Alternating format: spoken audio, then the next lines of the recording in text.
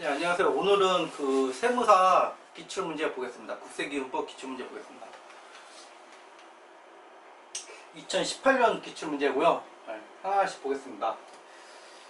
국세기준법상 심사 심판에 대한 설명으로 옳지 않은 것은 틀린 건 물어봤고 1번은 조세심판관은 심판 청구에 관한 조사 및 심리 결과와 가세의 형평을 고려하여 자유심증으로 사실 판단한다.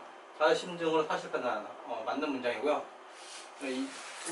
두 번째 문단 보면 조세심판관은 심판 청구일 전 최고 5년 이내에 불복의 대상이 되는 처분의 기초가 되는 세무조사에 관여하였던 경우에는 그 심판 관여로부터 제척된다.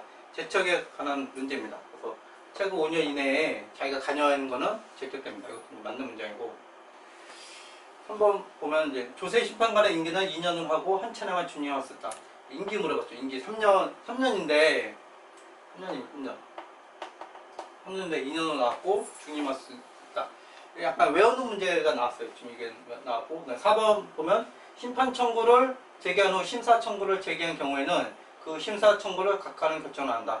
그러니까 심판 청구하고 심사 청구 중에 이제 둘 중에 하나만 하는 거잖아요. 둘 중에 하는 거기 때문에 심판 청구를 하면 한 다음에 심사 청구를 하면 당연히 얘를 이제 각하를 하는 겁니다. 이건 맞는 문장이고 마지막 5번째 문제 보면 국세 심판 청구 금액 3천만 원 소액이죠. 소액 같은 경우는 청구상이 소액이면서 법 해석에 관한 것이 아닌 경우에는 조세 심판관 회의를 거치지 않고 주심 심판관이 한다. 그러니까 여러 명이 하지 않고 심판관 한 명이 한다. 그러니까 3천만 원 미만이고 법 해석이 아니고 가벼운 거죠. 이거는 조세 심판관 심의에 결정하셨다. 이것도 맞는 겁니다.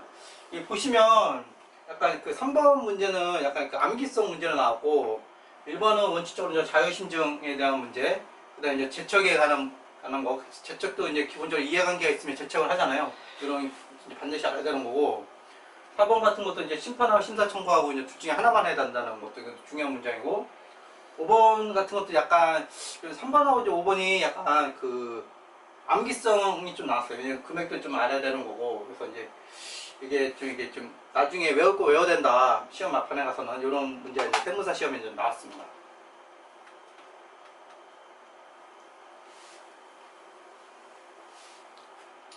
이번은 이제 국세 우선권에 관한 설명을 옳지 않은 것입니다. 국세 우선권은 보통 우리가 법정기라고 이제 관련해서 이제 금액을 구하는 문제 주로 나오는데, 이번 문제는 기본적으로 큰 틀에서 좀 물어보는 큰 개념을 물어보는 문제였습니다. 1번은 국세 상호간의 우선 관계는 압류, 교부 청구, 납세 당부 중에서 어떤 순서로 되어 있냐 이걸 물어봅니다. 그러니까 국세 상호간에 일반적으로 이거 여러분들이 많이 공부하시는 게 국세하고 일반 채권 간의 관계를 많이 다룬 거고, 이 1번 문장은 국세 간의 관계를 물어본 겁니다. 그래서 납세 당부하고 압류, 교부 청구,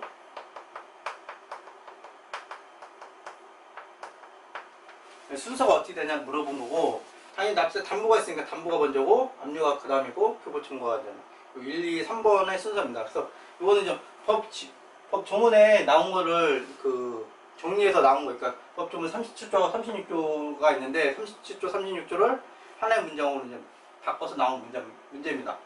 2번 보시면 틀린 거죠. 틀린 거고, 세무서장은 대물 변제의 예약에 의해 권리 이전 청구권의 보존을 위해 가등기 된 재산 압류할 때는 그 사실을 가등기 권리자에게 지체 없이 통지해야 된다. 이건 맞는 겁니다. 그래서 지체 없이 통지해야 되는 게 몇 가지 있고, 한번 가세표준과 세액을 정부가 결정하여 납세 고지한 경우 납세, 그러니까 신고 납세가 아니라 이제 우리가 이제 가세 결정국가 하는 경우는 법정기일이 고지서에 받습니다. 이것도 맞는 거고, 4번 같은 경우는 제가 이제 지웠는데 왜 지웠냐면 이제 가산금이 이제 없어졌어요. 가산금이라는 용어가 없어졌습니다. 그래서 이제 4번 질문은 좀 패스하고요.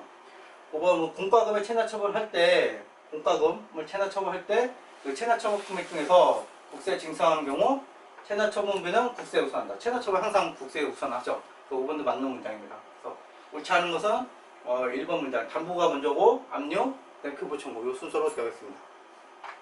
또 문제 괜찮은 문제 같습니다. 다음 3번 문제는 아주 기본적인 문제입니다. 여러분들한테 점수를 주기 위해서 문제 낸 겁니다. 납세음의 성립식으로 옳지 않은 것.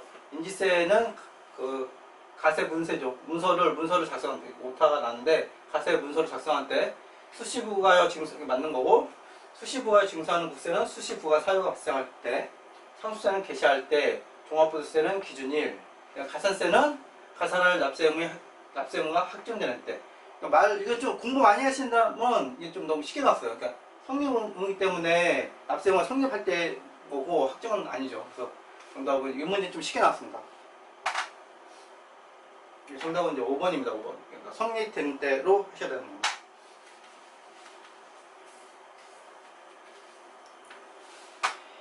그 다음 가산세 문제. 가산세 문제도 아까 우리가 심사 심판 문제 쪽에서 약간 그것도 외워야 되는 문제가 나왔고, 가산세 문제도 약간 암기성 문제가 좀 나왔어요. 보시면 가산세 감면에 대한 거고, 가산세 감면은 우리 국세기입법 48조에 자세히 나와 있습니다.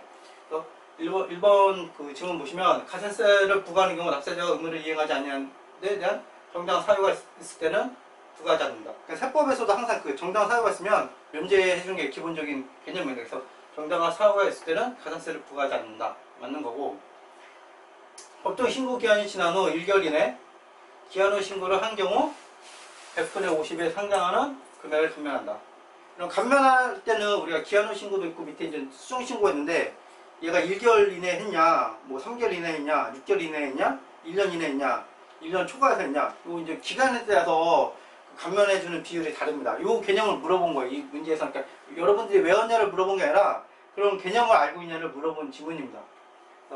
한번 보시면 법정 신고 기한이 지난 후 1년 이내에 수정 신고한 경우 가소신고 가산세 100분의 50에 상당 금액을 감면한다 되는데, 이런 그 수정 기한 후 신고처럼 1년 이내는 몇 퍼센트, 3개월 이내는 몇 퍼센트, 5개월 이내는 몇 퍼센트 이렇게 이제 쪼개져 있습니다. 1년 이내에 정부 하나를 해주는 게 아니라 쪼개져 있습니다. 그래서 얘는 지금 얘가 틀린 거고, 가세 전 적부심사 결정 통지 기간에 그 결과를 통지하지 아니한 경우 통지가 지연됨으로써 해당 기간에 부과되는 불성실 가산세의 100분의 50 상당한 금액이 나옵니다.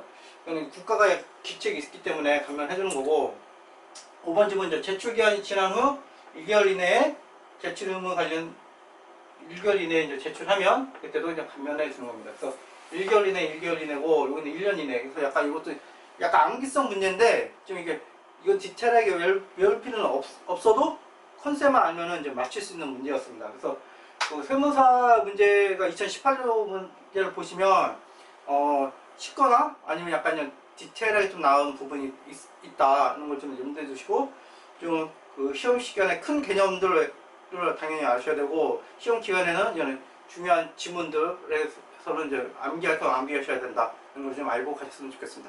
다음에 뵙겠습니다.